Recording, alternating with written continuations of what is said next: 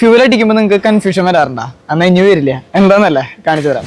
ഇപ്പോൾ നമ്മുടെ ഫ്രണ്ട്സിന്റെ വണ്ടി മേടിച്ചിട്ടോ അല്ലെങ്കിൽ റെന്റിന് വണ്ടി എടുത്തിട്ടൊക്കെ ഇങ്ങനെ പോകുമ്പോൾ ഒട്ടുമിക്ക ആൾക്കാർക്കും ഒരു 50% ആൾക്കാർക്കും വരുന്ന ഒരു കൺഫ്യൂഷനാണ് ഏത് സൈഡാണ് ഫ്യൂൽ അടിക്കേണ്ടത് എന്നുള്ളത്.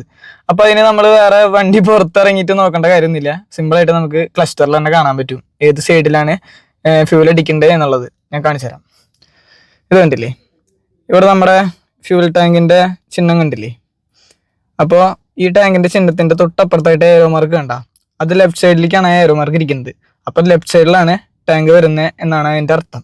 ഇനി അത് റൈറ്റ് സൈഡിലാണെന്ന് കാണിക്കണമെന്നുണ്ടെങ്കിൽ ഫ്യൂൽ അടിക്കേണ്ടത് റൈറ്റ് സൈഡിലാണെന്നാണ് അർത്ഥം. അപ്പോൾ അത്രേ ഉള്ളൂ. ഇനി ആരും നമ്മുടെ പെട്രോൾ പമ്പിൽ പോയിട്ട് ടെൻഷൻ അടിക്കേണ്ട കാര്യമില്ല. ഇങ്ങനത്തെ ചെറിയ ചെറിയ സംഭവങ്ങൾ നോക്കി വെച്ചാൽ മതി. അതുപോലെ തന്നെ വേറൊരു കാര്യം കൂടി ഉണ്ട്.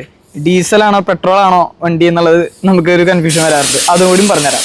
ഡീസൽ വണ്ടിയാണോ പെട്രോൾ വണ്ടിയാണോ എന്ന് നമുക്ക് അറിയാണ്ട് ഇങ്ങനെ കിടന്ന് വെപ്രാലടിക്കാറുണ്ട്. അപ്പോൾ അതും കൂടി പറഞ്ഞുതരാം. വേറെ ഒന്നല്ല, നമ്മുടെ ഈ RPM മീറ്റർ കണ്ടില്ലേ, അതെല്ലാവർക്കും അറിയാവുന്ന കേസാണ്.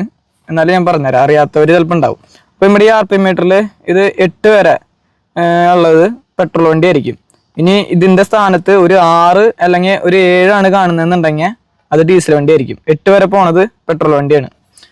അപ്പോൾ അത്രേ ഉള്ളൂ. അപ്പോൾ അടുത്ത വീഡിയോയിൽ കാണാം.